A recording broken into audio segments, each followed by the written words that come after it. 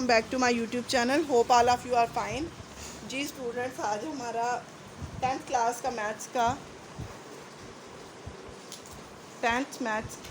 का आज हमारा एक्सरसाइज चैप्टर नंबर 4 की 2 एक्सरसाइजेज हो गई थी। आज हमने करनी है एक्सरसाइज नंबर 4.3। सब एक्सरसाइजेज बहुत ईजी हैं। जब आपने अच्छे से प्रैक्टिस की होगी तो 4.3 में भी आपको कोई इशू नहीं होगा।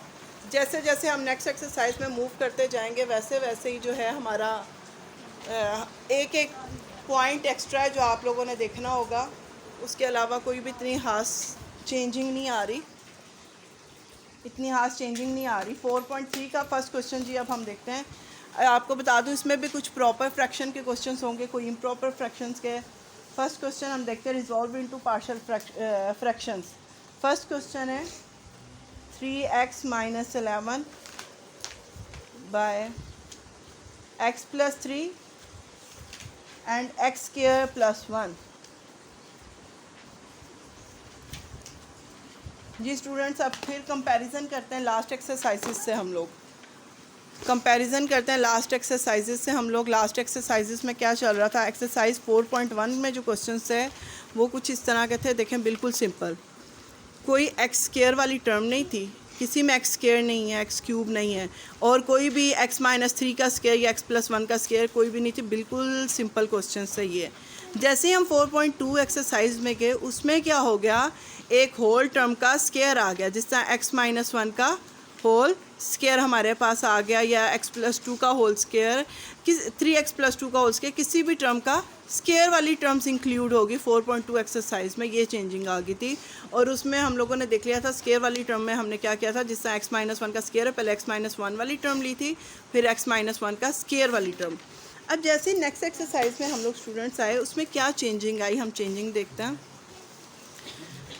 क्या है question, 3x - 11 by x + 3 x² + 1।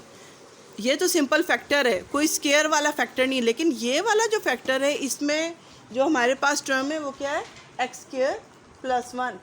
इसमें टर्म क्या है, x² + 1। सेकंड क्वेश्चन में भी ऐसे ही x², थर्ड में भी। अब खाली 1 वाली टर्म्स नहीं हो सकती। ये देखें, x² + 4। सिक्स क्वेश्चन में क्या है, x² + 4 है। तो बताने का मकसद ये, इसकी फॉर्म थोड़ी सी चेंज होगी। अब इसकी जब फॉर्म चेंज होगी तो इसी तरह इसमें वर्किंग भी चेंज हो जाएगी। पहले तो हम उसी तरह देखेंगे ये प्रॉपर फ्रैक्शन है या इम्प्रॉपर फ्रैक्शन है। हमने देखा यहाँ पर वेरिएबल जो इन्वॉल्व है इसकी डिग्री 1 है, और डिनोमिनेटर में हमें नज़र आ रहा है यहाँ पर x² है, ये x² और x आपस में मल्टीप्लाई होकर x³ बना देंगे। ये हमारे पास डिनोमिनेटर में डिग्री बढ़ी है, तो इस वजह से ये हम कहते हैं ये हमारी क्या है, प्रॉपर फ्रैक्शन। अब हमने क्या करना है, दोबारा से एक दफ़ा क्वेश्चन लिखना है। क्वेश्चन लिखने के बाद हमारा अगला स्टेप होगा लेट। जिस तरह हम लोग लेट करते हैं, इस इक्वेशन के पेयर्स बनाते हैं। जिस तरह हम एक्सरसाइज 4.1 में क्या किया था, ये मैं क्वेश्चन लिख रही हूँ फिर आपको बताती हूँ। 4.1 में क्या हो जाएगा, हो गया था a by first term and second term. Second exercise में क्या हो गया था, a by first term, b by second term single form में, फिर उसका जब स्क्वायर की फॉर्म में थी तो c बाय उसकी स्क्वायर की फॉर्म में लिखा। फिर उसके बाद अब ये वाला क्वेश्चन देखें स्टूडेंट्स, ये थोड़ा सा चेंज है। इसमें होल स्क्वायर नहीं है, ये स्क्वायर है, तो इसे हम इस तरह तो नहीं लिख सकते। पहले x + 1 का फैक्टर और x² + 1 इस तरह नहीं लिख सकते। इसे लिखने का थोड़ा सा चेंज तरीका है। इसे हम किस तरह लिखेंगे, जो सिंपल फैक्टर है पहले वो लिखा हुआ है, तो a बाय वो सिंपल फैक्टर, सिंपल a के नीचे आ गया a बाय x + 3। ये पहला फैक्टर हो गया। अब जो स्क्वायर वाला फैक्टर होगा उसे लिखने का क्या तरीका है। अब a के बाद कौन सी टर्म है, b के साथ x लगा के साथ सिंपल टर्म इंक्लूड कर दें। इस वाली टर्म की फॉर्म भी बन गई, कांस्टेंट b के साथ x, तो इसके डिनोमिनेटर में क्या आ गया, x² + 1। जस्ट ये फॉर्म डिफरेंस है, और इसी से आगे थोड़ी बहुत जो चेंजिंग्स आएंगी इक्वेशन में इसी से होंगी, और कोई भी इतनी खास चेंजिंग नहीं है। उसके बाद हम क्या करते हैं, मल्टीप्लाई बाय एलसीएम। एलसीएम से बोथ साइड्स पे मल्टीप्लाई करते हैं। सब क्वेश्चंस में ऐसे ही होगा। एलसीएम हमारे पास क्या है, x + 3 और x² + 1। हम लोगों ने एलसीएम नहीं लिखना, मैंने आपको एक क्वेश्चन में करके दिखा दिया था एलसीएम से मल्टीप्लाई। आपको पता है ये सारा एलसीएम है, जब इसके साथ मल्टीप्लाई होगा ये सारा डिनोमिनेटर तो कट आउट हो जाएगा। यहाँ पर क्या बच गया, 3x - 11 = ये टर्म a × ए के डिनोमिनेटर पे एक्स प्लस थ्री एलसीएम का कट गया तो ए के साथ क्या बच गया, x square plus one plus B x plus c into, इसके डिनोमिनेटर में एक्स स्क्वायर प्लस वन है तो एक्स स्क्वायर प्लस वन से कट गया, इसके साथ बच गया एक्स प्लस थ्री। ये हमारी इक्वेशन नंबर 2 आ गई। स्टूडेंट्स एक चीज़ यहाँ पर ध्यान से सुन लें, यहाँ पर बच्चों की यही गलती होती है, ये बी एक्स प्लस सी है ना, मैंने आपको जिस तरह बताया था फर्स्ट एक्सरसाइज में तो हमने इसी स्टेप पे स्टॉप कर दिया था। इस जब जैसे जैसे हमने एक्सरसाइजेस इंक्रीज़ की मैंने आपको कहा था इन्हें मल्टीप्लाई भी करके देखना। अब ये देखिए ये तो ऑलरेडी सॉल्व टर्म है, हमें पता है एक्स के का कोफिशिएंट क्या है ए, और ये क्या है 1 ए के साथ मल्टीप्लाई होकर ए हो जाएगा कांस्टेंट। अब ये जो टर्म है ये दो टर्म्स हैं, अगर इन्होंने मल्टीप्लाई आपस में होना है तो ये दोनों टर्म्स होंगी। सिर्फ स्टूडेंट्स क्या करते हैं सी को अंदर मल्टीप्लाई कर देते हैं, सी एक्स प्लस थ्री सी, ऐसा नहीं होगा। हम एक और स्टेप करते हैं जिसमें इसे सारे को सिंप्लीफाई करते हैं। 3x minus 11 is equal to, ये ऑलरेडी सॉल्व है, इसे ऐसे ही रहना देते हैं एक्स स्क्वायर प्लस 1। अब ये सारा मल्टीप्लाई आपने क्या करना है, ये चार टर्म्स आ जाएंगी तो ये क्या हो जाएगा, B X into X is B X square plus 3bx B X square plus 3bx plus C X plus plus plus 3c। ये देखें ये हमारे पास टर्म आ गई। अब इसमें हमारी अपनी मर्ज़ी, हम x को कॉमन लेके भी सॉल्व कर सकते हैं। x को कॉमन ले लें, 3b प्लस c को ब्रैकेट में लिखते हैं। बस कॉमन बात ये थी आपको बताना कि ये bx प्लस c दोनों टर्म्स इस ब्रैकेट से मल्टीप्लाई होंगे, सिर्फ c मल्टीप्लाई नहीं होगा। इसे हम इक्वेशन नंबर 3 का नाम दे देते हैं। अब हम देखते हैं सिंपल जो ब्रैकेट्स हमारी एलसीएम की होंगी, इनमें जो सिंपल वाली ब्रैकेट्स हैं उन्हें इक्वल टू 0 लेके इक्वेशन नंबर 2 में पहले पुट करते हैं। जब कंपेयर कोफिशिएंट्स करने होते हैं तब हम इक्वेशन नंबर 3 पे आते हैं। अब simple bracket x square plus 1 तो हम 0 के इक्वल लेके पुट नहीं कर सकते, क्यों? क्योंकि उसमें स्केयरिंग वाली टर्म है। मैंने कल भी बताया था जिस तरह एक्स प्लस 1 का होल स्केयर भी हो तो वो भी 0 के इक्वल नहीं पुट हो सकता। इसी तरह एक्स स्क्वायर प्लस 1 ये भी 0 के इक्वल नहीं, लेकिन एक्स प्लस 3 को तो हम 0 के इक्वल ले सकते हैं। Put X plus 3 equals to 0, this implies X is equal to -3। अब इसे हमने किस इक्वेशन में पुट करना है, इन 2, इक्वेशन नंबर 2 में पुट करना है। इक्वेशन 2 क्या बन जाएगी, 3x है तो क्या हो जाएगा 3 into -3 minus 11 is equal to a into X square minus 1, a into X का स्क्र, एक्स का स्क्र क्या हो जाएगा -3 का स्क्र प्लस 1। अब ये देखें, अब अगर हम इसमें पुट करने लगे कितना कॉम्प्लिकेटेड हो जाएगा सी की सारी वैल्यूज़ पुट करना। लेकिन हमने इसीलिए मैंने आपको बताया जब वैल्यू पुट करते हैं तब जो एलसीएम के बाद वाली इक्वेशन होती है ना हमने उसमें पुट करना है। अब ये देखो कितने ईजी हो गया, एक्स प्लस 3 0 के इक्वल लिया ना, तो इसका मतलब है 0 इंटू बी एक्स प्लस सी, ये सारी टर्म क्या हो जाएगी 0 plus B x plus c into 0।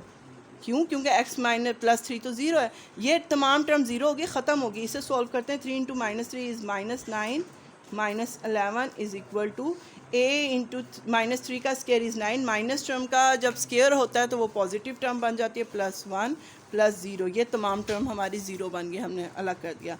ये हो गया -20 is equal to 9 + 1 10, a is equal to -20/10। क्यों? हमने a को अलग करना, सॉल्व करना, a क्या आ गया हमारे पास -2, a की वैल्यू आ गई स्टूडेंट। अब हमने देखा हमारे पास तो b भी है एंड c भी है, x तो नहीं हमने फाइंड करना ना, b की वैल्यू यहाँ पर पुट करेंगे x के साथ ऐसी ही आ जाएगी। अब b भी और c भी है तो उसके लिए हमें क्या करना पड़ेगा, ये डिवाइड है -20/10, ये 10 1 10 2 20, तो हमें क्या करना पड़ेगा, कंपेयर करने पड़ेंगे कोफिशिएंट। तो कोफिशिएंट कंपेयर करने के लिए इक्वेशन नंबर 3 का अब हम यूज़ करेंगे। और मैंने आपसे कहा था कि आपने दोनों तरफ नज़र दौड़ानी है कि आपका हाईएस्ट, आपने देखना है आपका हाईएस्ट वेरिएबल इन्वॉल्व कौन सा है।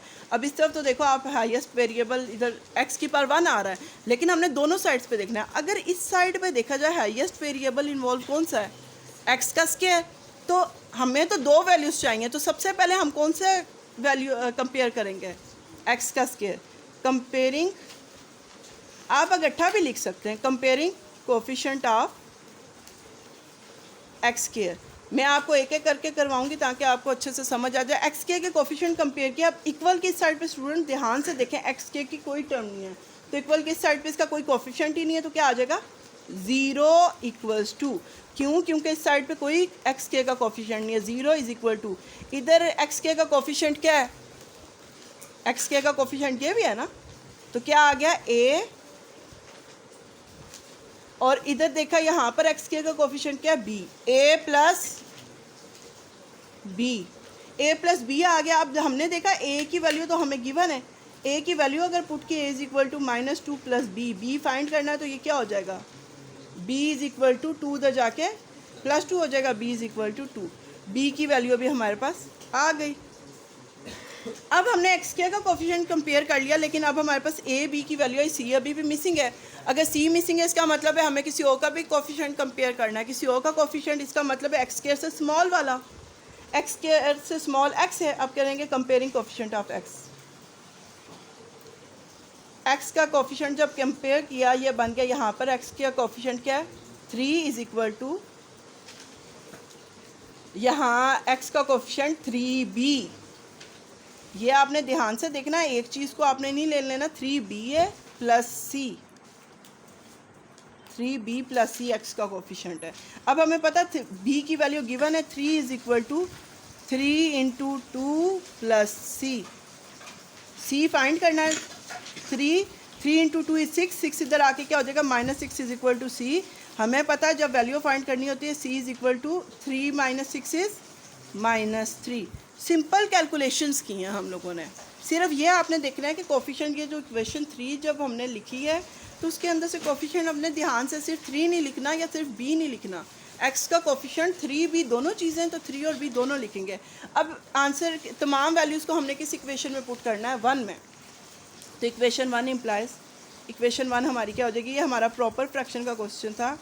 3x - 11 by x plus 3 into X square plus 1 equals to a की वैल्यू है -2 बाय x प्लस 3, b की वैल्यू है प्लस है प्लस 2x प्लस c है ना, bx प्लस c। ये क्वेश्चन में देखें bx प्लस c, b की वैल्यू क्या थी? 2x प्लस सी है, तो प्लस सी है, लेकिन यहाँ सी का साइन क्या है? आप बार बार दो स्टेप्स तो नहीं करना है।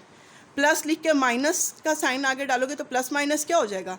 -3। प्लस की जगह क्या हो जाएगा? माइनस, क्योंकि यहाँ पर हमारे पास साइन फार्मूले में प्लस का था, लेकिन सी का आंसर माइनस में आया। अगर 2 के साथ माइनस लगा होता तो ये वाला साइन माइनस हो जाता। Divided by x square plus 1, ये हमारा आंसर है, रिक्वायर्ड आंसर है। बहुत इजी क्वेश्चन था, सोल्यूशन इसका सोल्यूशन भी बहुत इजी है, कोई भी मुश्किल नहीं था इस क्वेश्चन में। अब नेक्स्ट पे आ जाता है एक्सरसाइज 4.4 का। ये फर्स्ट क्वेश्चन था स्टूडेंट। सेकंड क्वेश्चन भी बिल्कुल इसी तरह होगा। 4.3 का हम लोग देख लेते हैं। फर्स्ट क्वेश्चन ये था। सेकंड क्वेश्चन भी बहुत ज़्यादा इजी है, उसमें कुछ भी बताने वाला भी नहीं है कि मैं आपको बताऊं। सेकंड क्वेश्चन भी इजीली आप लोग कर लेंगे। थर्ड भी बहुत इजी हो जाएगा। फोर्थ भी बहुत इजी हो जाएगा।